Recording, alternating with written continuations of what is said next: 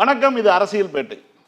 இன்றைய அரசியல் பேட்டையில் நம்முடைய சிறப்பு விருந்தினர் திராவிட முன்னேற்ற கழகத்தினுடைய பொறியாளர் அணி செயலாளர் திரு எஸ்கேபி கருணா அவர்கள். வணக்கம். இவ்வளவு நாட்களாக தீர்மானத்தினுடைய முதலமைச்சருடைய அந்த அறிவிப்பு 110 விதியின் கீழ் அந்த அறிவிப்பிலேயே பார்த்தீங்கன்னா அந்த குழுவை அமைச்சு அறிவிச்சிருக்காரு. இவ்வளவு நாட்களாக பல்வேறு விஷயங்களை திமுக ஏன் கேட்கல அப்படிங்கிற கேள்வி சமூக வலைத்தளத்தில் எழுந்திருக்கு. குறிப்பாக கல்வியை மாநில பட்டியலத்துக்கு மாற்றுவது, அது திமுக பவரில் இருந்தது. இத்தனைக்கும் திமுகவினுடைய தயவில் ஒன்றிய அரசில் ஒரு ஆட்சி நடந்தது.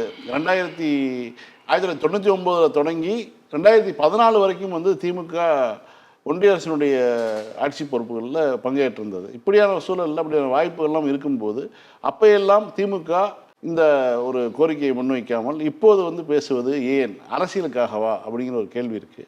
உங்களுடைய பதில் என்ன? கிட்டத்தட்ட ஒரு தலைமுறை மாநில சுயாட்சி என்ற ஒரு சொல்லாடலியே அரசியல் சமூக தளத்தில் கேட்காமையே போயிடுச்சு. அது ஒரு நீண்ட இடைவெளி தான். 1974 ராஜமன்னார் கமிட்டி தலைவர் கமிஷன் அமைக்கிறாரு. 1967 பேரறிஞர் அண்ணா திராவிட முன்னேற்ற கழகத்தின் நிறுவனர் தலைவர் ஏற்படுத்திய சொல்லாடல் இந்த மாநில சுயாட்சி என்பது. திராவிட நாடை கைவிட்டு ஆமாம், இந்த தனியாக திராவிட நாடு வேணும், இந்தியாவிலிருந்தே தனியாக திராவிட எங்களுக்கு நாடு தனி நாடு வேணும்ன்ற பிரிவினை இதுவை திராவிட முன்னேற்றம் கைவிடுகிறது.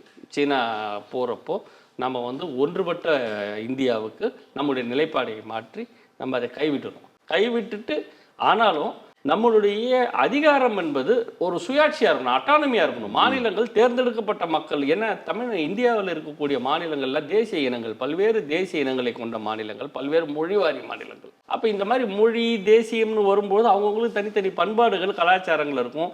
உதாரணத்துக்கு பெரிய டிஃப்ரென்ஸ் இருக்குது. இந்தியா ரொம்ப பெரிய நாடு. உலகத்தில் இப்படி ஒரு நாடு இருக்க முடியாது. உலகத்திலேயே பாலைவனமும் இருக்குது, பனிமலையும் இருக்குது ஒரு நாட்டில், புலியும் இருக்குது, சிங்கம் இருக்குது ஒரு நாட்டில். இந்த மாதிரி உலகத்தில் வேறு நாடே கிடையாது. உலகத்தில் அத்தனை மொழிகள் பேசக்கூடிய ஒரு நாடுன்னா இந்தியா தான். அப்போது இந்த நாட்டில் வெவ்வேறு பழக்க வழக்கங்கள் இருக்கிறது. அந்த பழக்க வழக்கங்கள் இருக்கும்பொழுது அவர்களுக்கான கொள்கை முடிவுகளை, அவர்களுக்கான முடிவுகளை அந்தந்த அரசு, அந்தந்த மக்கள் தேர்ந்தெடுக்கக்கூடிய அரசு எடுக்கணுன்றது ஒரு நியாயமான கோரிக்கை. அதை தான் மாநிலத்தில் சுயாட்சின்ற ஒரு சொல்லாடலை உருவாக்கி அதை திராவிட முன்னேற்ற கழகத்தின் கொள்கையாகவே வச்சார். மத்தியில் கூட்டாட்சி, ஏன்னா ஒன்றியத்தில் நீங்கள் ஆளும்போது எல்லா மாநிலத்தோட ரெப்ரஸன்டேஷன் அங்கே இருக்கணும். ஆனால் மாநிலத்தில் அந்தந்த மாநில மக்களுடைய ரெப்ரஸன்டேஷன் மட்டும் இருந்தால் போதும். மாநிலத்தோட சுயாட்சின்னு ஆரம்பித்தார். இந்த அளவுக்கும் திமுக அதில் மாறி எப்பவுமே மாறினதே கிடையாது. மாநில சுயாட்சி என்றால் என்ன? அதாவது இப்போ இன்னைக்கு நம்முடைய தலைவர் தமிழ்நாட்டு முதலமைச்சர் மாநில சுயாட்சி தீர்மானம் ஒன்று கொண்டு அந்த தீர்மானம் கூட ஒரு குழு, அந்த மாநில சுயாட்சிக்கு இப்போ இருக்கக்கூடிய சூழ்நிலைக்கு ஏற்ற மாதிரி என்னென்னலாம் நம்ம அதை எப்படி அணுகணும், நமக்கு என்னென்னலாம் கேட்கணும், என்னென்னலாம் பெறணும், என்னென்னலாம் அவர்கள் தர வேண்டும் என ஆராய்வதற்காக ஒரு குழுவை நீதியரசரை வைத்து ஒரு குழு ஒன்று போடுறாரு. இந்த குழுவை போடும்போது நம்ம உடனடியாக பாஜகவின் புதுசாக தேர்ந்தெடுக்கப்பட்டுள்ள நயினார் நாகேந்திரன் என்பவர் கடுமையான ஒரு சொல்றார். தனி நாடு கேட்கிறார்கள், தனி கொடி கேட்கிறார்கள் அப்படின்னு ஒரு சொல்றாரு. இது ரொம்ப அது எடுத்த உடனேயே நம்மளை ஸ்ட்ராங்காக அதை ரெபியூட் பண்ணால் நம்ம அதை பின்வாங்கிடுவோன்றதுக்காக. மாநில சுயாட்சி என்பது தனி நாடு கேட்பதில்லை. உண்மையில் மாநில சுயாட்சி என்பது ஒரு வலிமையான இந்தியாவுக்கான அடிப்படை. மாநிலங்கள் ஹெல்த்தியாக இருந்தால் நாடு ஹெல்த்தியாக இருக்கும். இப்போ நாட்டில் இருக்கக்கூடிய 99% பிரச்சனைகள் நாட்டின் மிக முக்கியமான பெரிய மாநிலங்கள் ஹெல்த்தியாக இல்லை. பெரிய மாநிலங்களோட நிதி நிலைமை சரியில்லை. பெரிய மாநிலங்கள் நிதியில் பங்களிப்பதில்லை. வாங்குகிற தென் மாநிலங்கள்ல இருந்து அவர்கள் ஈட்டு தருகிற நிதிகளை பெரும் மாநிலமாக இருக்கிறார்களோ பெரிய மாநிலங்கள் நாட்டின் வளர்ச்சிக்கு பங்களிப்புன்றது ரொம்ப குறைவு. கல்வி ரொம்ப மிகவும் கல்வி தரத்தில் ரொம்ப கீழே இருக்காங்க. இல்லிட்ரேட்ஸ் அதிகம். அப்போ எடுத்த உடனே 12-13 வயசுலலாம் அவங்கவுங்க ஒரு வேலைக்கு தள்ளப்படுறாங்க. அவங்க ஒவ்வொரு வேலைக்கு தள்ளுறாங்க, புஷ் பண்ணுறாங்க. அப்போது பசங்க ஆண் பிள்ளைகள் எல்லாம் வேலைக்கு போக ஆரம்பிச்சிடுறாங்க. அப்போ பெண் பிள்ளைகளுடைய கதி வீட்டை விட்டே வெளியே வர முடியாது. அங்கே இருக்கக்கூடிய சமூக சூழல் அது. அப்போ ரொம்ப மிகப்பெரிய ஒரு மன அழுத்தமும் ஒரு வளர்ச்சி குன்றிய மாநிலமாக இருக்கிறது தான் இந்தியாவோட பிரச்சனை. அப்போ ஒவ்வொரு மாநிலத்துக்கும் நம்ம தனித்தனி கவனம் செலுத்த வேண்டியது இருக்குது. அப்போ அந்த மாநிலங்களுக்கு கவனம் செலுத்தினா அந்த மாநிலத்தோட பிரச்சனையை அட்ரஸ் பண்ணணும். இப்போ நாம உத்தரப்பிரதேசத்தில் திராவிட முன்னேற்ற கழகம் உத்தரப்பிரதேசத்தையோ பீகாரையோ மத்திய பிரதேசையோ ஆண்டா என்ன பண்ணியிருக்கோம்? கல்வியிலேருந்து ஆரம்பிச்சிடும். மூட நம்பிக்கையிலேருந்து ஆரம்பிச்சிருக்கும். நீங்கள் பெண்களை வீட்டில் வச்சிருக்காதீங்க, பெண்களையும் வேலைக்கு அனுப்புங்க, பெண்களையும் வெளியே படிக்க வைக்கணும். 8வது வரைக்கும் ஆல் பாஸ்ன்னு கலைஞர் அவர்கள் கொண்டு வந்தார். அது ஆரம்பத்தில் அப்படியே கல்வியாளர்கள்லாம் போச்சு, கல்வித்தரமே முடிஞ்சு போச்சு, அவ்வளோதான். அன்னைக்கு 89 8வது வரைக்கும் ஆல் பாஸ்ன்னு சொன்னார். ஆனால் தலைவர் சொன்னார் ரொம்ப 8வது வரைக்கும் அவன் என்ன படிக்கிறான்றது முக்கியம் இல்லையா, அவன் 8வதுன்றது 13 வயசு பையன். இந்த 13 வயசு பையன் பள்ளிக்கூடத்தில் இருக்கணும்னு தான் முக்கியம். அவன் படிக்கிறானா, நல்லா படிக்கிறானா, எக்ஸாம் பாஸ் ஆகிறானா, அதெல்லாம் முக்கியம் கிடையாது, படத்தில் இருக்கட்டும்.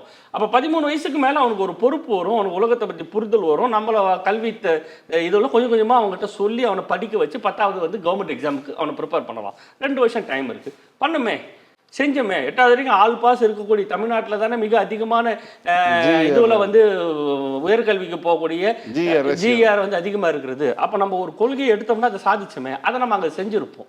இதை செய்யக்கூடிய அரசுகள் அங்கே அவர்களுக்கு அமையலை. அதனால அங்கேருந்து லட்சமாக ஏன் கோடிக்கணக்கில் மக்கள் வந்து புலம்பெயர்ந்து வேலைக்காக வராங்க.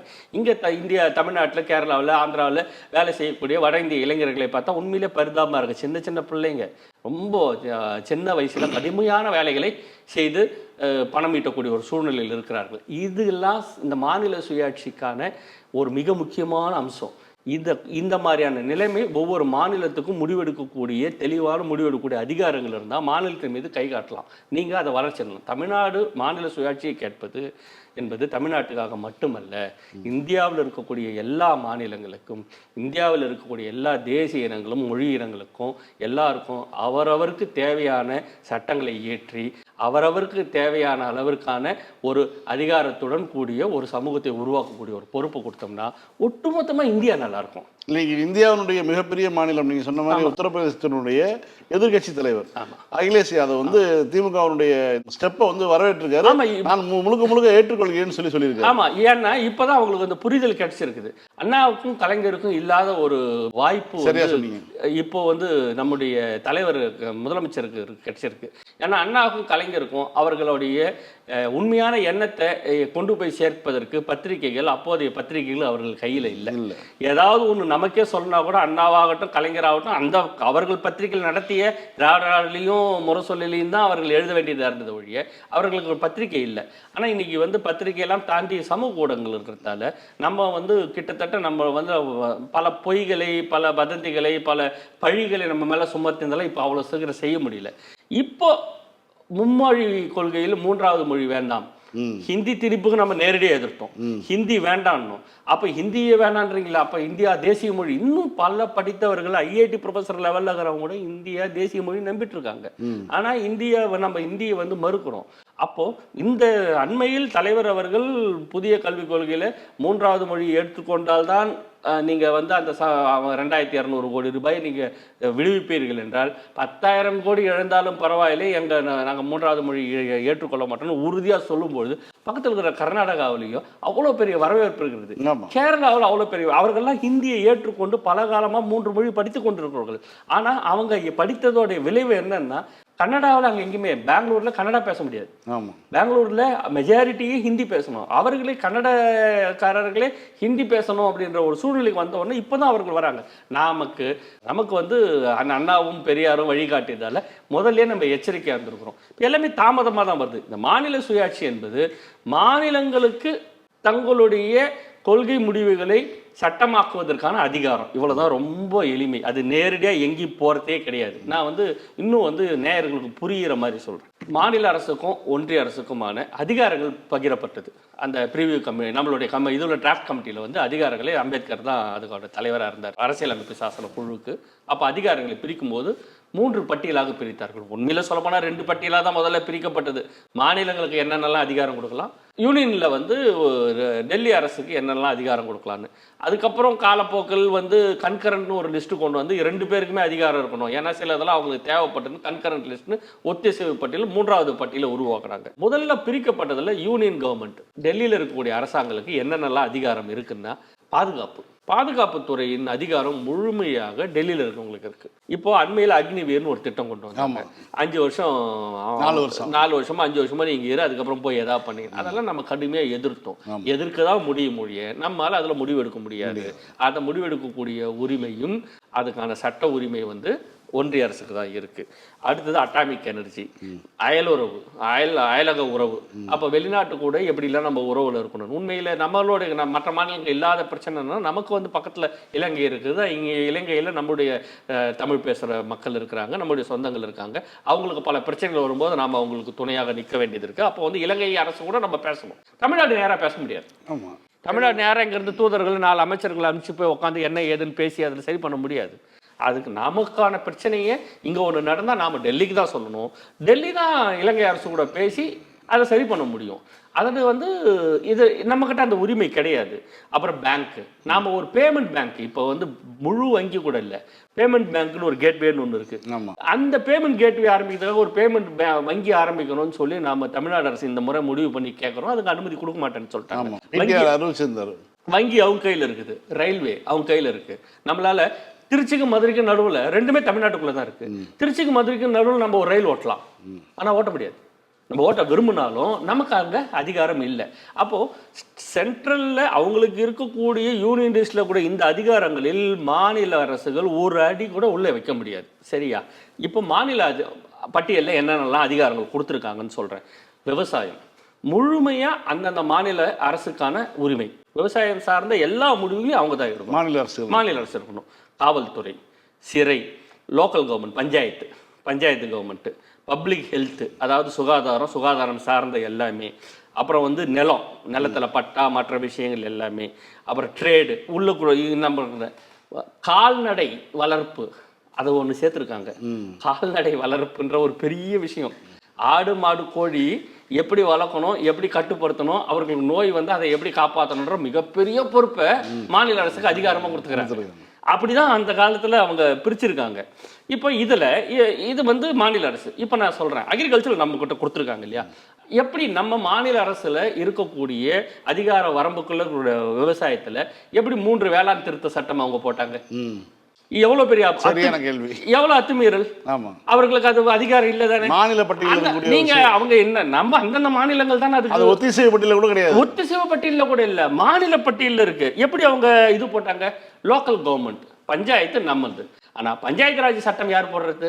ஒன்றிய அரசு போடுறது. பஞ்சாயத்துக்கு நேரடியாக அங்கிருந்து நிதி கொடுக்கறது யாரு? ஒன்றிய அரசு. அவங்க நமக்கு மாநில அரசுக்கு இல்லை, நேரடியாக கலெக்டர் கொடுக்குறாங்க. நேரடியாக கலெக்டர்ல இருந்து அவங்க பண்றாங்க இல்லையா? எப்படி அவங்க தலையிடுறாங்க? இப்போ காலப்போக்கில் கொஞ்சம் கொஞ்சமா நம்முடைய மாநில அரசுல இருக்கக்கூடிய அதிகாரங்கள்லையும் அவங்க கை வச்சு எடுக்க ஆரம்பிச்சாங்க. இப்போ 3வது பட்டியலுக்கு வரலாம். அது வந்து என்னன்னா கன்கரண்ட் லிஸ்ட், ஒத்திசைவு பட்டியல். இந்த ஒத்திசைவு பட்டியலில் கல்வி இருக்கு. கல்வி முதல்ல மாநில பட்டியலில் இருந்தது. எமர்ஜென்சி பீரியட்ல கல்வியை கொண்டுட்டு போய் ஒத்திசைவு பட்டியலுக்கு கொண்டுட்டு போயிட்டாங்க. அந்த எமர்ஜென்சி பீரியடில் ஒத்திசைவு கொண்டுட்டு போகும்போது அப்போ யாரும் அப்ஜெக்ட் பண்ண முடியல, அது போயிடுச்சு. அடுத்தது transfer of property other than agricultural land. விவசாய நிலத்தை தவிர மற்ற எந்த லேண்டையும் மாற்றி பரிமாற்றம் பண்ண வேண்டும் என்றால் அதற்கான அதிகாரம் மாநில அரசுக்கு மட்டும் இல்லை, அதில் ஒன்றிய அரசுக்கும் இருக்கிறது. இப்போ அந்த ஆக்ட், அந்த வரம்புக்கு உள்ளதான் கச்சத்தீவு நம்ம விட்டு போச்சு. இப்போ இந்த கன்கரண்ட் லிஸ்ட் அப்படின்னு நம்ம சொல்றோம் இல்லையா? இந்த கன்கரண்ட் லிஸ்ட்ல வரக்கூடிய விஷயங்கள்ல நீங்க வந்து ஃபாரஸ்ட், ட்ரேட் யூனியனு, இந்த மாதிரி பல விஷயங்கள் இருக்கு. வாரிசு உரிமை கூட கன்கரண்ட் லிஸ்ட்ல தான் வருது. வாரிசு உரிமை வந்து மாநில அரசு மட்டும் யார் வாரிசுன்னு முடிவு பண்ண முடியாது. அதுவும் ஒத்திசைவு பட்டியல் தான் அரசு பண்ண முடியும். இப்போ இந்த ஒத்திசைவு பட்டியல் கன்கரண்ட் லிஸ்ட்ல இருக்கக்கூடிய நான் சொன்ன இந்த விஷயங்கள்ல மாநில அரசு முடிவு பண்ணலாம். ஆனால் அதே சப்ஜெக்டில் ஒன்றிய அரசும் ஒரு முடிவு எடுத்தா அதுதான் செல்லும், இது செல்லாது. நம்மளுடைய சட்டங்களை அவர்கள் சூப்பர் சீட் பண்ணுவாங்க, சூப்பர் சீட் ஆயிடும்.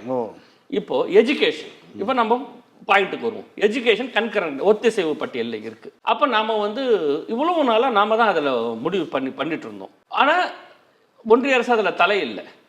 காங்கிரஸ் இருக்கும்போதும் தலையில்லை. ராஜீவ்காந்தி இருக்கும்போது, இந்திரா காந்தி இருக்கும்போது, நரசிம்மராவ் இருக்கும்போது, மன்மோகன் சிங் இருக்கும்போது, யார் இருக்கும்போதும் நம்முடைய இந்த மாநில அரசுல கல்வி சம்பந்தமான முடிவுகள் எடுக்கும்போது அவர்கள் தலையிடவில்லை.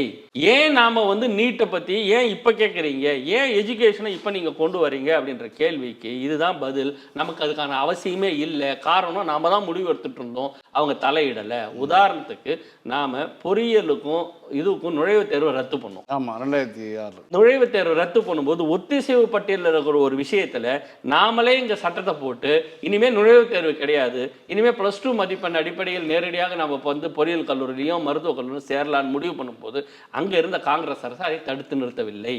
அவருக்கு புதுசாக ஒரு சட்டம் போட்டு நீதிமன்றத்துக்கு போவாங்க. அது இங்கே இருக்கிறவர் நம்ம எது பண்ணாலும் இந்த இவங்க இருக்காங்க இல்லையா, அவங்க போய் நம்மளை நிறுத்துவாங்க இல்லையா, எந்த சட்டத்தை நம்மளால பாஸ் பண்ண விட்டாங்க, எல்லாத்துக்கும் நீதிமன்றத்துக்கு போவாங்க. எல்லா நீதிமன்றத்தையும் ஒப்புதல் பெற்று தான் நம்மளுடைய சட்டங்கள் வந்து உறுதி செய்யப்பட்டிருந்தன. அதில் கலைஞர் போட்ட சட்டத்தை எந்த நீதிமன்றமும் இது வரைக்கும் ரைட் ஆஃப் பண்ணதா சரித்திரமே கிடையாது. அவ்வளவு துல்லியமான தரவுகளுடன் அவர் சட்டத்தை போடுவார். இப்போ நாம என்ட்ரன்ஸ் எக்ஸாம் எடுத்தோம், அவங்க சூப்பர் சீட் பண்ணல, அதனால நாம போய் எஜுகேஷன் மேல நம்மளுடைய பவர் வந்து அவர்கள் பறிக்கவில்லை. ஒன்று. ரெண்டாவது, நீட்டுன்னு ஒன்று கொண்டு வந்தாங்க. இந்த நீட்டு கொண்டு வந்த விஷயம் என்னன்னா, பல மாநிலங்கள் நீட்டு வேணும்னு கேட்டுச்சு. என்ன கேட்டுச்சுன்னா, பல மாநிலங்கள்ல மெடிக்கல் சீட் இல்ல. மேகாலயாவிலும் மணிப்பூர்லயும் நாகாலாந்துலயும் மெடிக்கல் சீட் இல்ல, கேரளாவில் இல்ல. இவங்கெல்லாம் என்ன சொல்றாங்க, எங்க பிள்ளைங்க நிறைய பேர் மெடிக்கல் படிக்கணும், இந்தியா பூரா காலேஜஸ் இருக்கு, அங்கெல்லாம் போய் படிக்கிறதுக்கு ஒரு வழியை பண்ணி கொடுங்க, வே த்ரூ பண்ணி கொடுங்கன்னு கேட்குறாங்க. பண்ணி தருங்க மெடிக்கல் கவுன்சில் கிட்ட கேட்குறாங்க. மெடிக்கல் கவுன்சில் என்ன பண்ணுதுன்னா, நான் ஒரு எக்ஸாம் வைக்கிறேன், அந்த எக்ஸாம் வழியாக இவங்கெல்லாம் அப்ளை பண்ணால் நாங்கள் வந்து எனக்கு மெடிக்கல் கவுன்சிலுக்கு இந்தியா முழுக்க இருக்கக்கூடிய மருத்துவக் கல்லூரிகளில் 15% சீட்டு மெடிக்கல் கவுன்சில் கிட்ட இருக்கு, அவங்களுக்கு கொடுத்தோம் நாம. ஆமாம். அப்போ 15% சீட்டுன்னா இந்தியா முழுக்க இருக்கக்கூடிய சீட்டில் என்கிட்ட கணிசமான ஒரு இடங்கள் இருக்கு, அந்த இடத்துல நான் உனக்கு தரேன், விச் இஸ் கரெக்ட். இது வந்து மெடிக்கல் கவுன்சில் சொல்லுது. இதுக்கு ஒரு எக்ஸாம் கொண்டு வராங்க. இந்த எக்ஸாம் தான் நீட். இந்த நீட் எக்ஸாமை தான் நம்ம யூபிஏல இருக்கும்போது கொண்டு வந்தாங்க. அதில் நமக்கு என்ன பிரச்சனை, தமிழ்நாட்டுக்கு என்ன பிரச்சனை? நாம ஆல்ரெடி ஒன்றிய அரசிடம் ஒப்படைத்து விட்ட ஒரு விஷயத்துக்கு அவங்க வந்து நுழைவுத்தேர்வு ஏதாவது ஒன்று பண்ண, நமக்கு ஒன்று தமிழ்நாட்டுக்கு ஒன்றும் பிரச்சனை கிடையாது. ஆனாலும் இங்கே தான் கலைஞர்ன்ற ஒரு மகா பெரிய ராஜதந்திரியை பார்க்கணும். ஆனாலும் ஒட்டகம் எப்படி கூடாரத்துக்குள்ள முதல்ல மூக்க மட்டும் விடும், அதுக்கப்புறம் கொஞ்சம் கொஞ்சமாக கூடாரத்துக்குள்ள ஒட்டகம் தான் இருக்கும், கூடாரத்துக்கு உரியவன் வெளியே படுத்துட்டு போகணும். அதே போல் இவர்கள் இப்படி தான் முதல்ல உள்ளே வருவாங்க. நம்மளுடைய அந்த 15% கூட நம்மளுடைய +2 மதிப்பெண் அடிப்படையில் தான் அவங்க தரணும் மொழியை. அவன் வெளி மாநிலத்திலேருந்து வரான்னா அவன் பரீட்சையில் எது வேணாலும் படிச்சுட்டு இங்கே வந்து ஈக்குவலன்ஸ் வாங்கிக்கலாம். ஆனால் நம்ம இங்கே வந்து எக்ஸாம்னு நம்ம பிள்ளைங்க எந்த பிள்ளையும் தமிழ்நாட்டுக்குள்ளே என்ட்ரன்ஸ் எக்ஸாம் எழுதக்கூடாதுன்றதுக்காக இம்மீடியட்டாக இந்த சட்டத்துக்கு தமிழ்நாட்டுக்கு எக்ஸம்ஷன் வேணும்னு லெட்டர் போட்டார். மன்மோகன் சிங் கொடுத்துட்டாரு, முடிஞ்சு போச்சா? இப்போ நம்மளுடைய சூப்பர் சீட் ஆகலை இல்லை, அது எப்படி, நாங்கள் தானே அதிகாரம் இருக்குது, நாங்கள் கொடுத்தே ஆகணும்னு சொல்லி உங்களுக்கு நடத்தி ஆகணும்னு மன்மோகன் சிங் அந்த கன்கரண்ட் லிஸ்ட்டில் இருக்கக்கூடிய அந்த எஜுகேஷன்ற விஷயத்தில் அதிகாரத்தை, தமிழ்நாட்டு அதிகாரத்தை அவங்க முழுமையாக ஏற்றுக்கொண்டார்கள். அவங்க சூப்பர் சீட் பண்ணலை, அதை வந்து பிரச்சனையே கிடையாது, நமக்கு வரல. இருந்தாலும் கலைஞர் அவர்கள் உச்சநீதிமன்றத்துக்கு போய் ஒரு ஆணையை வாங்குறாரு. என்னன்னா, தமிழ்நாட்டுக்கு விலக்கு கவர்மெண்ட்டும் கொடுக்குது, உச்சநீதிமன்றமும் கொடுக்குது, இன்னொரு வழக்க போடுறாரு. ரொம்ப நினைச்சு பார்த்தா என்ன சொல்றது, அவ்வளவு துல்லியமான ஒரு சிந்தனை. அந்த வழக்கு தான் இன்னும் நிலுவையில் இருக்கு. ஆமா, இன்னொரு வழக்க போடுறாரு, அந்த நீட்ன்ற விஷயத்தை ரத்து பண்ணணும்ன்றாரு. ரத்து ஆயிடுச்சு. அதிகாரம் ஸ்டேட்டுக்கு இருக்குது, சென்ட்ரல் இருக்குது, எங்களை கேட்கல, நீ ரத்து பண்ணுங்கன்னு ரத்து பண்ணிட்டோம். அப்போ நீட்டுன்ற விலக்கே ரத்தாயிடுச்சு, அப்போ விஷயமே ரத்தாயிடுச்சு. அப்போது நாம் அந்த சூப்பர் சீட் பண்ணலை, நமக்குள்ளே இருந்தது. ஆனால் இங்கே பிஜேபி அரசு 2014 வந்த பிறகு நீட்டை சட்டமாக கொண்டாடுறாங்க, பார்லிமெண்ட் ஆக்டாக கொண்டு வராங்க. பார்லிமெண்ட் ஆக்டாக கொண்டு வந்து எல்லா மாநிலத்திலும் கம்பல்சரின்னு கொண்டாடுறாங்க. அப்போது நாம் வந்து அதை ஏற்றுக்கல. அவங்க சட்டமாக கொண்டு முதல்ல அவங்க கொண்டாங்க, எல்லா மாநிலத்திலும் நீட் நடக்குது, தமிழ்நாட்டில் நடக்கலை, கலைஞரும் ஏற்றுக்கல, ஜெயலலிதா அம்மையார் உயிரோடு இருந்த வரைக்கும் அவரும் நீட் அலோவல் பண்ணலை, நீட் ஆகிறது. அந்த அம்மையார் ஹாஸ்பிட்டலில் இருக்கும்போது இவங்க கையெழுத்து போட்டு ஏற்றுக்கொண்டார்கள். அதனால தான் நீட்டு உள்ளே வருது. நீட்டு உள்ளே வந்தோன்னா நம்ம கோர்ட்டுக்கு போனோன்னா அது கேன்சல் ஆகுது. இந்த நீட்டுன்ற சட்டமே கேன்சல் ஆன உடனே அந்த மெடிக்கல் கவுன்சில் கிட்ட அதிகாரம் இருக்கும்போது தான் இவங்க கேன்சல் பண்றாங்க. பார்லிமெண்ட் ஆக்டா பண்ண முடியாதுன்னு பார்லிமெண்ட் ஆக்ட் கொண்டாடுறாங்க 2017.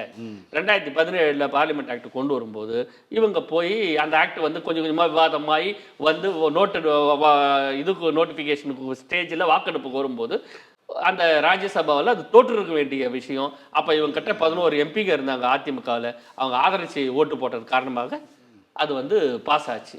வெளிநடப்பு பண்ணிட்டாங்க. வெளிநடப்பு பண்ணதன் காரணமாக அது வந்து பாஸ் ஆச்சு. இதுதான் வந்து ஒரு முதல் தேவையாக எதிர்த்து அன்றைக்கு அதிமுக வாக்களித்தா நீட் அப்பயே வந்திருக்காது. அத மாதிரி ஒரு மிகப்பெரிய துரோகம் எதுவுமே கிடையாது. அதே தான் வந்து சிஏஏ வைக்கும். சிஏஏ சட்டமும் அதிமுக எதிர்த்து வாக்களித்திருந்தால் வந்திருக்காது. ஆனா ஆதரிச்சு வாக்களிச்சாங்க, வெளிநடப்பு கூட இல்ல, ஆதரிச்சு வாக்களிச்சாங்க. அப்போ இந்த மாதிரியான ஒத்திசைவு பட்டியலில் நம்மளுடைய அதிகாரங்கள் வந்து தொடர்ந்து வரும்போது இப்ப நாம ஒரு முடிவு எடுக்கிறோம். இனிமே இந்த வேண்டாம், எங்களுக்கு ஒத்திசைவு பட்டியலே வேண்டாம், மறுபடியும் எங்களுக்கு ஸ்டேட்டுக்கு எங்களுக்கு மாநில, அதுதான் மாநில. மாநில சுயாட்சி என்பது ரொம்ப எளிமையான விஷயம், புரிஞ்சுக்கிறது ரொம்ப. நாம வந்து இந்த நாட்டில் எந்த நாட்டு கூட போர் புரியணும், போர் வீரர்களுக்கு என்ன ஆயுதம் கொடுக்கணும், இந்த உரிமையெல்லாம் நம்ம கேட்கல. நீங்கள் எந்த பீரங்கி வாங்கணும், எந்த நாட்டு கூட வந்து நீங்கள் சமாதானம் பேசணும், எந்த நாட்டு கூட நல்லுறவாக இருக்கணும், ஒரு விஷயம் வந்தால் சீனா பக்கம் நிற்கணுமா, அமெரிக்கா பக்கம் நிற்கணுமா, ரஷ்யா பக்கம் நிற்கணுமா, இதெல்லாம் மாநிலம் கேட்கல. இதெல்லாம் நமக்கு தேவையில்லாத விஷயம், இதெல்லாம் அவர்களுடைய பொறுப்பு, அதை செய்யட்டும். நாம் என்ன கேட்குறோன்னா ரொம்ப எளிமையாது, நம்முடைய கல்வி, சுகாதாரம், நம்முடைய பழக்க வழக்கங்கள், பண்பாடுகள் சார்ந்த, பொருளாதாரம் சார்ந்த எல்லாவற்றிலும் ஒரு முடிவெடுக்கக்கூடிய விஷயத்தை நாம் வரோம். டாக்ஸ் மிக முக்கியமான விஷயம். மாநிலத்துக்கு மாநிலம் வெவ்வேறு டாக்ஸ் இருந்தது. வளர்ந்த மாநிலங்கள் டாக்ஸ் வந்து குறைவா வைக்கும், வளர்ச்சி இல்லாத மாநிலங்களுக்கு அவங்களுக்கு சம்பளம் கொடுக்க கூட பணம் இல்லை, டாக்ஸ் அதிகமாக வைக்கும். டாக்ஸ் அதிகமாக இருக்கிற காரணத்தினாலேயே அங்கே தொழிற்சாலைகள் போகாது. அப்போ இன்னும் அவங்க வளர்ச்சி பின்னால் வரும். இப்போ பல்வேறு வித இது இருக்குது. அப்போ ஜிஎஸ்டின்னு ஒன்று கொண்டு வந்தாங்க. அந்த ஜிஎஸ்டின்னு ஒரு கொண்டு வந்து காமன் டாக்ஸ் வரும்போது கூட அந்த ஜிஎஸ்டி மேலே முடிவெடுக்கக்கூடிய எல்லா அதிகாரமும் மாநிலங்களுக்கு இருந்தது. ஜிஎஸ்டி கவுன்சில், இந்த ஜிஎஸ்டி கவுன்சில் மூலமா மாநிலங்களை கேட்காம எந்த மாற்றமும் பண்ண முடியாது. ஆனா அதுதான் வந்து ஒரிஜினல் சட்டம். அப்போ நாம வந்து நம்ம ப. சிதம்பரம் கொண்டு வர நினைத்த இருந்த சட்டம், அந்த சட்டத்தை தான் விவாதித்து நம்ம ஜிஎஸ்டி கவுன்சிலா மாத்தணும். அந்த ஜிஎஸ்டி கவுன்சில் முதல்ல வரும்பொழுது இங்க இருக்கக்கூடிய தமிழ்நாட்டிலேயோ எந்த ஒரு மாநிலத்திலையும் அந்தந்த மாநிலத்துக்கு உள்ள இருக்கக்கூடிய வரி விதிப்புகள் எல்லாத்தையும் அந்தந்த மாநிலத்தை கேட்காம நம்ம முடிவெடுக்க முடியாதுன்னு ஒரு விஷயம் தான் இருந்தது. ஆனா அது என்ன, பாஜக அரசு வந்தவொடனே என்ன பண்ணுச்சுன்னா, இந்த ஜிஎஸ்டி கவுன்சில்ல எல்லா ஸ்டேட்டுக்கும் ஒரு ஓட்டு, குட்டிகோண்டு ஸ்டேட்டான திரிபுராவுக்கும் மேகாலயாவுக்கும் ஒரு ஓட்டு, புதுச்சேரிக்கு ஒரு ஓட்டு, தமிழ்நாட்டுக்கு ஒரு ஓட்டு, உத்தரப்பிரதேசுக்கு ஒரு ஓட்டு. அப்ப இந்த மாதிரி வாக்களிப்புல வந்து அவங்க மெஜாரிட்டி ஆகிறதுக்கான அந்த இது பண்ணிட்டோம்னா அதுக்கப்புறம் எல்லாமே நம்மளை கைவிட்டு போச்சு. இப்ப நாம கேட்கக்கூடிய மாநில சுயாட்சி என்பது உரிமைகள், ஏற்கனவே நம்ம கையில் இருந்த உரிமைகள். சரி, இப்போ வந்து ஏன் நீங்க ஆட்சியில இருந்தப்போ, ஆட்சியில பங்கா இருக்கும்போ ஏன் நீங்க வந்து இந்த எஜுகேஷனை கேட்டு வாங்கலை அப்படின்றது ஒரு ரொம்ப நியாயமான கேள்வி. இல்லை, அதுக்கு பல காரணங்கள் நீங்கள் சொன்னீங்க. ஆனால் எல்லாவற்றையும் வந்து முன்கூட்டியே யோசிக்கக்கூடிய திராவிட இயக்கம், ஒரு இந்தின்னு ஒரு பிரச்சனை வரும்போது சுதந்திரத்துக்கு முன்பாகவே போராட்டத்தை கையில் எடுத்த ஒரு அமைப்பில் வந்து நீங்கள் இப்போ பேசுகிறீங்க. இப்போ அப்படின்னா கலைஞர் போன்ற ஒரு மிகச்சிறந்த ஒரு சிந்தனையாளருக்கு இது போன்ற பிரச்சனை பின்னாளில் வரும்னு ஏன் தோணலை? வேற நல்ல கேள்வி. இப்போ நான் வரதுக்கு ஏன் வந்து அதை நம்ம கொண்டாடலன்னா, எளியவர்கள் சாதாரண மனிதர்கள் கூட, ஆமா இல்லை இவங்க மன்மோகன் சிங் கூட 10 வருஷம் ஆட்சியில் இருந்தாங்கல்ல, அமைச்சராக இருந்தாங்கல்ல, அப்போ மாற்றிட்டு போயிருக்க வேண்டியது தானே. இப்போ எதுக்கு வந்து சும்மா தேவையில்லாமல் இப்போ சத்தம் போடுறாங்கன்றது எளிமையான கேள்வி. நான் 10க்கு பதில் சொல்கிறேன். 1974 மாநில சுயாட்சி வருது, 1975 எமர்ஜென்சி வருது. எமர்ஜென்சியில் தான் கல்வின்றது நம்ம கிட்ட இருந்து பறிக்கப்படுது. 75 நம்ம கிட்ட கல்வி பறிப்போன பிறகு திமுக ஆட்சி அடுத்தது 89 தான் வருது. நடுவில் 13-14 வருடம் நம்ம ஆட்சியில் இல்லை. நம்ம ஆட்சியில் போது நம்ம அதை பண்ண முடியாது. 89 திராவிட முன்னேற்ற கழகம் ஆட்சிக்கு வருது. ஆட்சிக்கு வந்த பிறகு அங்க ராஜீவ்காந்தியோட ஆட்சி கவிழுது. சந்திரசேகர் பிரதமராக மாறுறாரு. சந்திரசேகர் பிரதமராக மாறி நம்ம ஆட்சியை கவுகிறார், திமுக ஆட்சியை கவுகிறார். ஸோ அந்த 89 91 தான் டிஃபைனிங் மூமெண்ட். இந்திய அரசியலையே புரட்டி போட்ட அந்த 3 ஆண்டுகள் இதுதான். அந்த விஷயத்துல நாம இதை போய் கேட்க முடியாது, ஏன்னா நம்ம ஆட்சியே கழிச்சுட்டாங்க. 91 ராஜீவ்காந்தி படுகொலை செய்யப்படுகிறார். Everything is change. அதோட இந்திய அரசியலே மாறி போச்சு. இந்திய 91 ராஜீவ் படுகொலைக்கு பிறகு இந்தியாவில் ஒருபோதும் அங்க ஒரு தனித்த பெரிய மெஜாரிட்டி இருக்கிற ஒரு அரசு அமையல. அதுக்கப்புறம் ரொம்ப நாள் கழிச்சு மோடி தான் அதுக்கப்புறம் எங்கேயும் அமையல. எந்த ஒரு அப்படி அமையும் போது மாநிலங்களுடைய இது எண்ணிக்கை வந்து அவர்களுக்கு நேர் எதிராக இருந்தது. அப்போ வந்து இது இல்லை. நாம அதன் பிறகு விபி சிங் கூட பிரதமர் கூட்டணியில் இருந்த பொழுது இங்க நாம ஆட்சியில் இல்லை. அதுக்கு நாம ஆட்சியில, மன்மோகன் சிங் ஆட்சியில நாம இருக்கும்போது காங்கிரஸ் பல மாநிலங்கள்ல ஆட்சியில் இல்லை. அப்போ ஒரு சட்ட திருத்தங்களை கான்ஸ்டிடியூஷன்ல மாத்தணும்னா அவர்களுக்கு தேவையான 2/3 மெஜாரிட்டி, அவர்களுக்கு தேவையான ராஜ்யசபா லோக்சபா மெஜாரிட்டி, இதெல்லாம் அங்கே இல்லை. நான் இன்னும் எளிமையாக உங்களுக்கு புரியுற மாதிரி சொல்கிறேன். நம்ம கிட்ட மேலவை இருந்தது. எம்எல்சின்னு லெஜிஸ்லேட்டிவ் கவுன்சில் இருந்தது தமிழ்நாடு, சட்ட மேலவை இருந்தது. அந்த லெஜிஸ்லேட்டிவ் கவுன்சிலில் எம்ஜிஆர் அவர்கள் கழிச்சிட்டார். எனக்கு வேணான்னு. அது வந்து ரொம்ப சில்லியான காரணம் ஒன்று. அந்த காரணத்துக்கு அப்போ கழிச்சிட்ட உடனே அதை மீண்டும் கொண்டு, ஏன்னா லெஜிஸ்லேட்டிவ் கவுன்சில் தான் அண்ணா இருந்தது.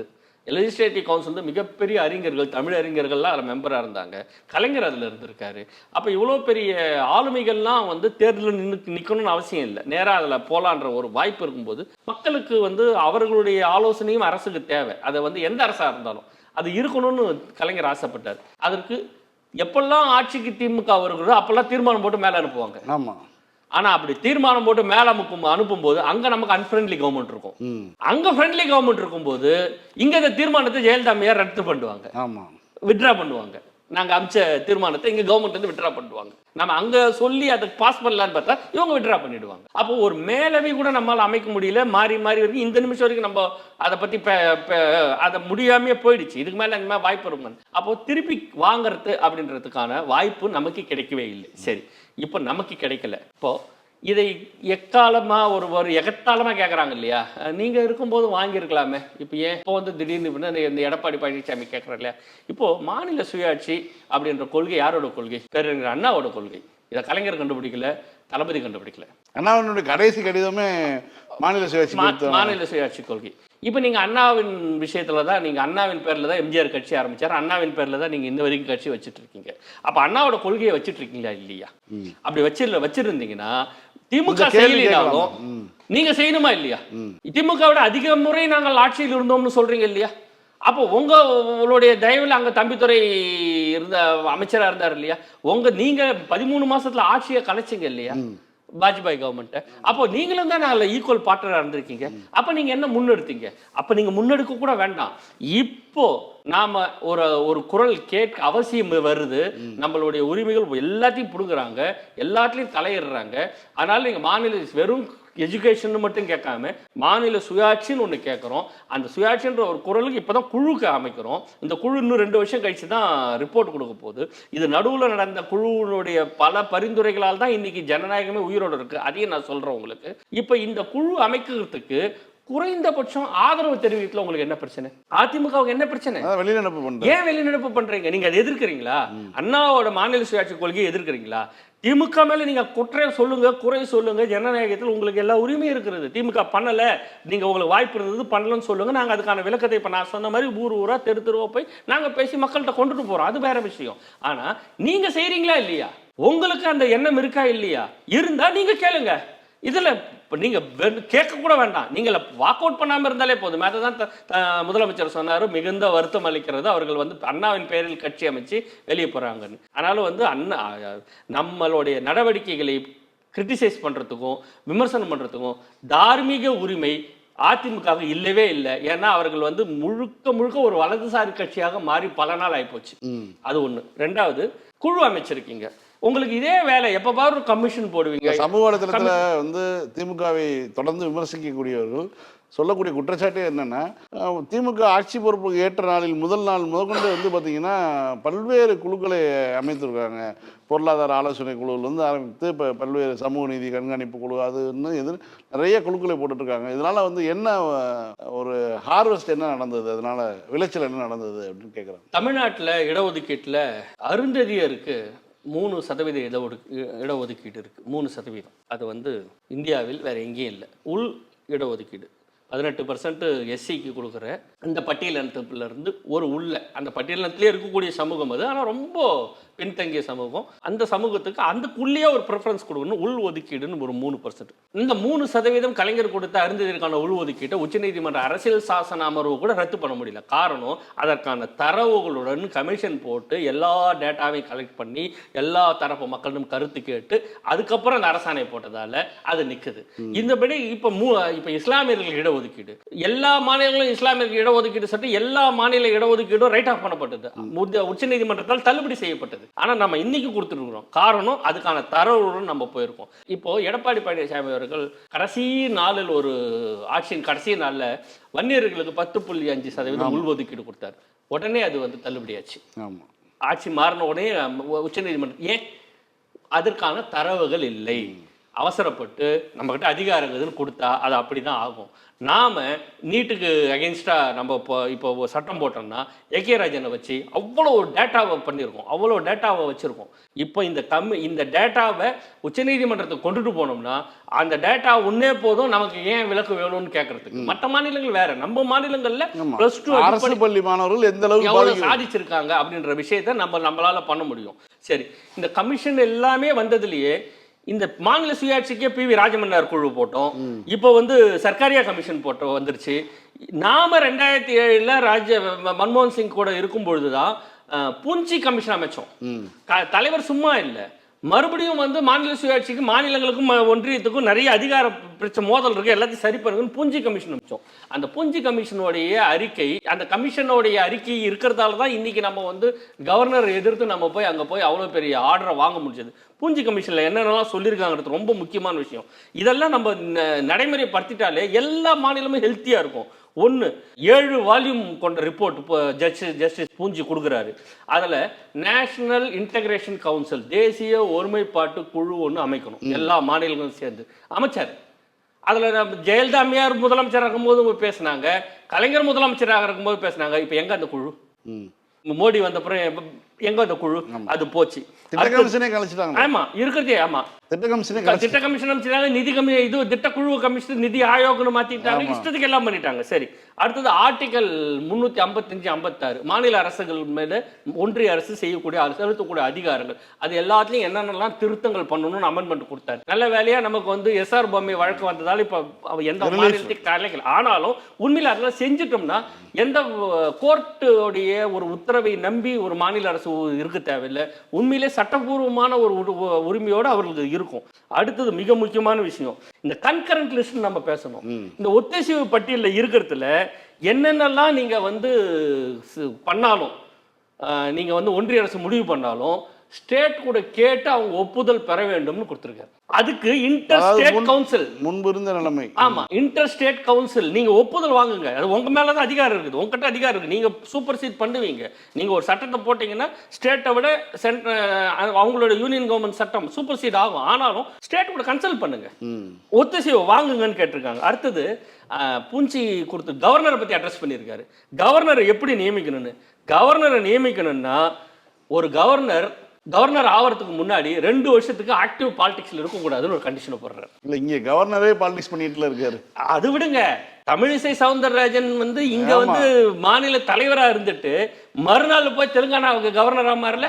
ஆமா, அடுத்து ராஜினாமா பண்ணிட்டு வேட்பாளர் அடுத்தது ராஜினாமா பண்ணிட்டு வேட்பாளர் நிக்கல. எவ்வளவு அபத்தமான ஒரு விஷயத்தை இப்ப நடக்குது. இதை பூஞ்சி அட்ரஸ் பண்ணியிருக்காரு. ஒரு கவர்னரா வரணும்னா ஆக்டிவ் பாலிட்டிஷியனா இருக்கக்கூடாது. அவர் நடுநிலையான ஆளா சட்டத்தை சீர்தூக்கி இந்த ஒரு விஷனோட பார்க்கக்கூடிய, ஒரு சமநிலையோட பார்க்கக்கூடிய மனுஷனா இருக்கணும். 2வது, ஸ்டேட்டோடைய முதலமைச்சர் கவர்னர் நியமனத்தின் போது கன்சல்ட் பண்ணணும். உண்மையிலேயே இந்த கவர்னரையே நியமிக்கிறதுலயே அரசியல் சாசன அமர்வுல அம்பேத்கர் இருக்கும்போதே பெரிய விவாதம் நடந்தது.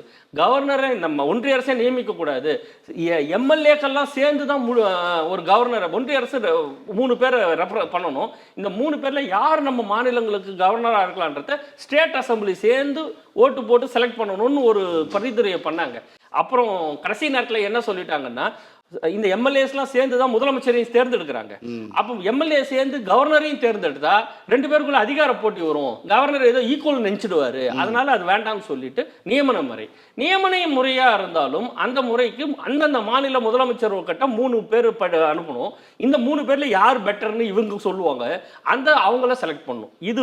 இதை ஏற்கனவே இருந்தது, இப்போ அதை எடுத்துட்டாங்க.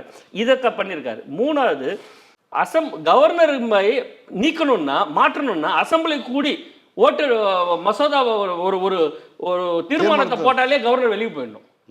இதுதான் ஆளுநருக்கு தேர்ந்தெடுக்கப்பட்ட மக்கள் ஆட்சியில் இருக்கக்கூடிய அதிகாரம். பூஞ்சி அதை கிளீனா டெலிவரி பண்ணியிருக்காரு.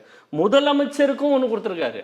முதலமைச்சருக்கும் ப்ரீ போல் அலையன்ஸ்னு டிஃபைன் பண்ணியிருக்காரு. வேற இது வரைக்கும் நம்ம எவ்வளோ கட்சி மாறி அணி மாறி கட்சி தாவல் சட்டம்லாம் வந்தது காரணம் என்னன்னா, தேர்தலுக்கு பிறகு இங்கிருந்து அங்கே தாவறது பல மாநிலங்களில் பல ஆட்சிகளுக்கு நல்ல வேலை தமிழ்நாட்டில் எப்பயுமே ஸ்டேபிள் கவர்மெண்ட்டை நம்ம ஜனங்கள் தேர்ந்தெடுப்பாங்க. பல மாநிலங்களும் ரொம்ப அதாவது பேர் என்ன வியாபாரம், குதிரை வியாபாரம் அப்படிலாம் நடந்திருக்கும். அப்போ பூஞ்சி என்ன சொல்றாருன்னா, ப்ரீ போல் அலையன்ஸ், தேர்தலுக்கு முன்னாடி ஒரு கூட்டணி வச்சிங்கன்னா அந்த கூட்டணி முடிவு வந்ததுன்னா அந்த முடிவை வந்து ஒரே கட்சியோட முடிவை நாங்கள் எடுத்துக்கணும்னு இருக்கிறேன், கவர்னர் எடுத்துக்கணும். அப்ப தேர்தலுக்கு முன்னாடி கூட்டணிக்கு வலிமை ஜாஸ்தி, தேர்தலுக்கு பின்னாடி வைக்கிற கூட்டணிக்கு வலிமை இல்லை, அதுக்கு அதே மதிப்பு இல்லை. ஏன்னா தேர்தலுக்கு பின்னாடி வைக்கிறவன் அவன் ஆதாயத்துக்காக ஆதரவு கொடுப்பான், அவனுக்கு ஆதாயம் இல்லைன்னா அவன் விட்ரா பண்ணிட்டு போயிடுவான். தேர்தலுக்கு முன்னே வைக்கிறவங்க ஒரு ஒரு ஒரு குறைந்தபட்சம் ஒரு செயல் திட்டத்தோட வைப்பாங்கன்ற ஒரு விஷயங்கள். இந்த அளவுக்கான இவ்வளவு நேர்த்தியா பூஞ்சி கமிஷன் கொடுத்துருக்கு. இதையெல்லாம் நம்ம வந்து அங்க செயல்படுத்திட்டா ஏன் இந்த பிரச்சனை வரப்போகுது? உண்மையில் இந்த மாநில சுயாட்சி என்பது ஒரு சுயமரியாதை சம்பந்தப்பட்ட ஒரு விஷயம். சுயமரியாதை இருக்கக்கூடிய ஒவ்வொரு அரசியல்வாதியும் எழுப்ப வேண்டிய பிரச்சனை. இதை இங்க நாம பேசும்போதெல்லாம் அது வந்து நாட்டை பிரிக்கிறாங்க, பிரிவினைவாதிகள்னு இவங்க பேசுற காரணத்துக்காக இவர்களை ஃபேஸ் பண்ண இப்ப நாம ஃபேஸ் பண்றோம். நானடா பிரிவினைவாதின்னு நம்ம ஃபேஸ் பண்றோம். என்ன ஒரு வாதத்துல கேட்கறாங்க. அப்ப நான் சொல்றேன், இந்த நாட்டோடைய பாதுகாப்புக்கு எப்பெல்லாம் ஆபத்து வந்ததோ அப்பெல்லாம் உறுதியாக ஒன்றிய அரசு கூட துணை நின்றது திமுக தான். திமுக மாதிரி ஒரு பார்ட்னரை, நம்பகமான பார்ட்னரை எந்த அரசும் வாங்க. நம்ம என்ன போர்க்காலத்துல நம்ம கொள்கையை மாத்திக்கணும். இத்தனைக்கு நமக்கு வந்து எந்த பிற நாடுகளுடைய அச்சுறுத்தல் இல்லையே கிடையாது. இல்ல அப்போ இந்த மாதிரியான சூழ்நிலையில் நம்மளை வந்து இங்க நம்ம ஃபேஸ் பண்றோம். மற்ற மாநில முதலமைச்சர்களால் அதை ஃபேஸ் பண்ண முடியாது. வட இந்தியாவிலலாம் தேச பக்தி அப்படின்றது வந்து அது ஒரு மிகப்பெரிய அரசியல் கோஷம். நாட்டுக்காக, தேசத்துக்காக. ஏன்னா காரணம் பல போர்களை பார்த்துருக்காங்க. அவங்களுக்கான சமூக பொருளாதார சூழல் வேற. அதை நம்ம அதை குறைத்து மதிப்பு இல்லை. ஆனா அந்த தேசபக்தி மூலமாக மிரட்டி யாரையும் எதையும் சாதிச்சிட முடியும். நம்ம கிட்ட அப்படி பண்ண முடியாது. ஏன்னா நம்ம அறிவார்ந்து சிந்திப்போம். நீ தேசபக்தின்னு கொண்டாடாது, இங்க நியாயம் என்ன, இப்ப நம்ம இங்க நியாயம் என்ன, இங்க என்ன தேவைன்னு நம்ம கேட்போம். அப்போ நம்ம வந்து அச்சுறுத்துவதன் மூலமாக ஒட்டுமொத்தமா இந்த மாநில சுயாட்சிக்கான குரல் வேற எங்கேயும் வரக்கூடாது, வேற எந்த மாநிலமும் எழுப்பக்கூடாதுன்னு இப்ப இருக்கக்கூடிய மோடி அரசு முயல்கிறது. ஆனா எல்லா சவால்களையும் தாண்டி இப்ப நம்ம ஒரு கொண்டு இருக்கோம். இப்ப நாளைக்கு அந்த கமிஷன் குழு வந்து அறிக்கை கொடுக்க போகுது இல்ல 2 வருஷம் கழிச்சு. அப்போ ஆட்சி வந்து மறுபடியும் தேர்தலுக்கு முடிஞ்சு நம்ம ஆட்சிக்கு வரும்போது தான் நமக்கு அந்த குழு வரும்.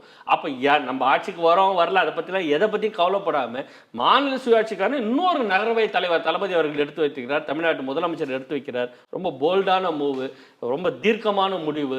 இதை யாரெல்லாம் எதிர்க்கிறார்களோ, இதை யாரெல்லாம் புறக்கணிக்கிறார்களோ, யாரெல்லாம் கிண்டல் நக்கல் நையாண்டி பண்ணிட்டு இருக்காங்களோ அவங்க எல்லாரும் மக்கள் மன்றத்தில் அம்பலப்படுவார்கள். உங்களுடைய நேரத்தை எங்களுடன் பகிர்ந்துக்கிட்டு ரொம்ப நன்றி.